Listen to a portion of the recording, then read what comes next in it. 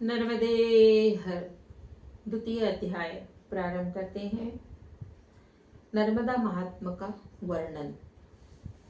सूत जी बोले, हे शौनक जी, महर्षि व्यास जी ने नर्मदा जी का जो महात्मा का वर्णन किया था, हे शौनक जी, आपने पूछे हैं वही मैं आपसे कहूंगा। हे मुनि श्रेष्ठ, नर्मदा जी के तीर्थों का वर्णन ब्रह्मा और शिव को छोड़कर अन्य कौन करने में समर्थ है?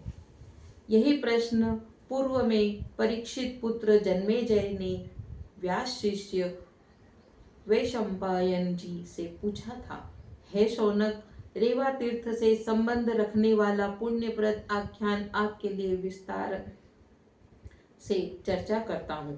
पूर्व काल में परीक्षित यज्ञ दीक्षा को ग्रहण किया, तब यज्ञ कर्मों के आरंभ होने पर हविष्यादि द्रव्य संचित हो जाने तथा ब्राह्मणों के स्थान ग्रहण करने पर अग्नि का आवाहन किए जाने पर सुखपूर्वक बैठे हुए वैशंपायन जी से जन्मेजय ने पूछा।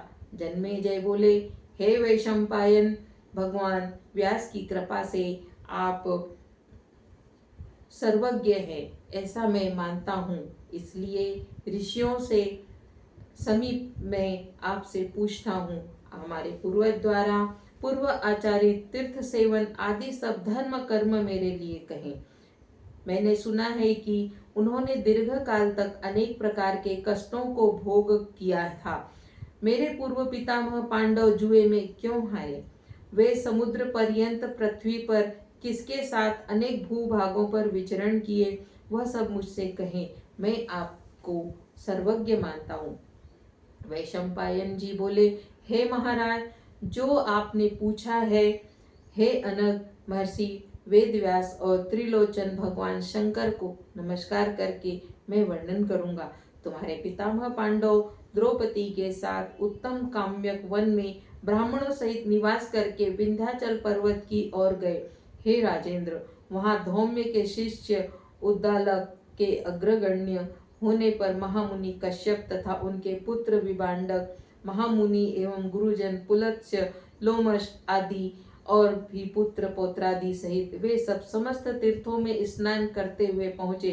वे वहां पवित्र आश्रमों का दर्शन करके सुंदर वनों के मनोहारी दृश्य को निहारते हुए विंध्याचल के वन में प्रविष्ट हुए, जो कि चंपा, कनेर, नागकेसर, कचनार, अनार, बिल्व, गुलाब, केतकी, कदम्ब, आम, महुआ, नीम, नींबू, तेंदु, नारियल, कैथ, खजूर, कटहल आदि अनेक प्रकार के वृक्षों एवं गुल्म लताओं से परिपूरित कुबेर के उद्यान चैत्र रथ के समान था।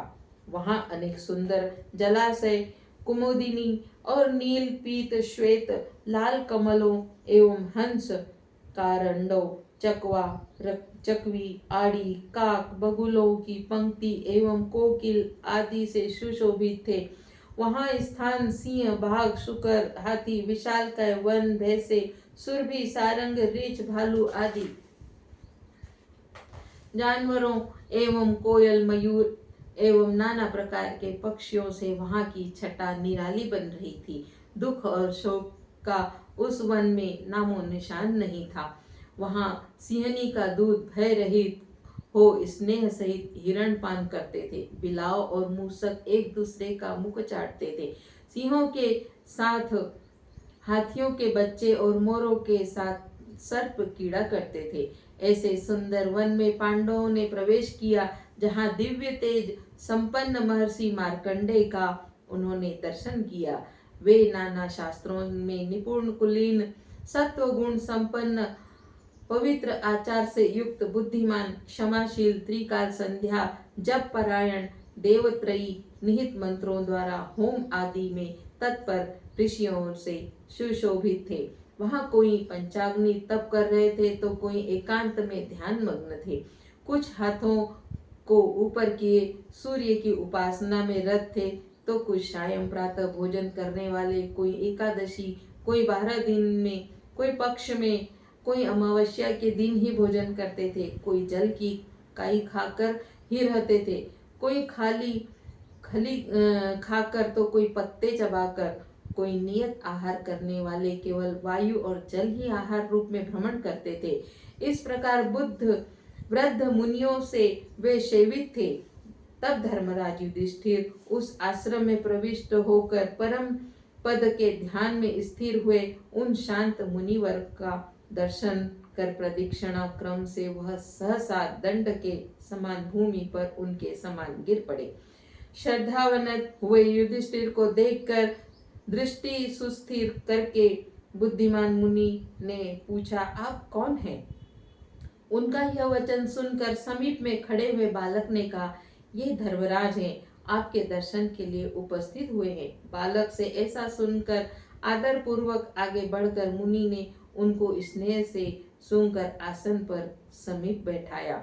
सभी के बैठने पर यथाविधि अन्न, फल, कंदमूल, फूल तथा रसों से ब्राह्मणों के सहित पांडवों का यथा योग्य सत्कार किया। 2 घड़ी विश्राम करके धर्मराज युधिष्ठिर उत्कंठा पूर्वक मुनि से पूछने लगे, हे भगवान, मैं संपूर्ण लोकों में आपको दीर्घायु मानता हूँ। हे अनग, 7 कल्पों का समग्र वृत्तांत आप मुझसे कहें। सृष्टि के क्षीण हो जाने पर भी, अर्थात स्थावर जंगम लोक का प्रलय हो जाने पर भी, हे विप्रेंद्र, आप क्यों और किस हेतु नष्ट नहीं हुए? हे मुनि, गंगा आदि समुद्र से मिलने वाली जो सरिताएं थी, उनमें किनका प्रलय में अंत हुआ और कौन शेष रही? कौन पवित्र जल वाली नित्य सरिता है जिसका क्षय न हुआ हो? हे तात, प्रसन्न मन से यह सब मुझसे कहें। ऋषियों सहित सभी बंधु बांधवों के साथ सुनने की प्रबल इच्छा है। श्री मार्कंडेय जी बोले, साधु महाबुद्धिमान धर्मपुत्र युधिष्ठिर, जो तुम पूछते हो, हे निष्पाप, यथा योग्य मैं कहूँगा। समस्त पापों को हरने वाले भगवान शिव से वर्णित पवित्र पुराण को जो भक्ति पूर्वक श्रवण करता है, उसका पुण्य फल सुनो। हजारों अश्वमेघ यज्ञ तथा सैकड़ों वाजपेय यज्ञों से भी, हे राजन, वह फल प्राप्त नहीं होता, इसमें संदेह नहीं। ब्रह्मघाती, मदिरा पीने वाला चोर, कसाई, घोघाती शिव जी के वचन सुनकर सर्व पापों से कैसे मुक्त होता है? गोघाती भी शिव जी के वचन सुनकर सर्व पापों से कैसे मुक्त होता है? वह कहता हूँ, सरिताओं में गंगा जी श्रेष्ठ हैं और सरस्वती भी तथा कावेरी देवी, सिंधु, सालकुटी तथा सरयू, शतरुद्रा, महीचंबल, गोदावरी, यमुना, पयोष्णती, ताप्ती, सतलज पवित्र देव नदियां हैं। इनके अतिरिक्त और भी पाप हरने वाली नदियां कही जाती हैं, किंतु हे नृपश्रेष्ठ, जो तुमने प्रश्न किया है, अब वह कहता हूँ। प्रत्येक कल्प में सभी सरिताएं तथा समुद्र भी क्षीण हो जाते हैं, किंतु सप्त कल्प में क्षीण न होने पर भी नम्रता, इससे जिसे नर्मदा कहा जाता है। हे राजेंद्र, नदियों में सर्वोत्तम यह एक ही नर्मदा सदा विद्यमान रहती है। हे महाभाग मुनिवृंद, वंदनीय जलपूर्ण गंगा आदि अन्य सभी नदियां क्षीण हुई, किंतु प्रथम कल्प में देवी नर्मदा को मैंने विद्यमान देखा है। हे अनग, इसी से मैं तुम्हारे समक्ष उसका वर्णन करता हूँ। हे राजेंद्र, तीनों लोकों में विस्मयकारी नर्मदा सर्वसम्माननीय है। द्वितीय अध्याय संपूर्ण। द्वितीय अध्याय में हमने नर्मदा जी के बारे में यह जाना कि नर्मदा 7 युगों से क्षीण नहीं हुई है। सब कुछ क्षीण हो जाने पर भी नर्मदा विद्यमान रही है। यही मार्कंडेय जी ने युधिष्ठिर जी से यह वृत्तांत कहा। बोलो श्री नर्मदा मैया की जय। नर्मदे हर हर, नर्मदे हर।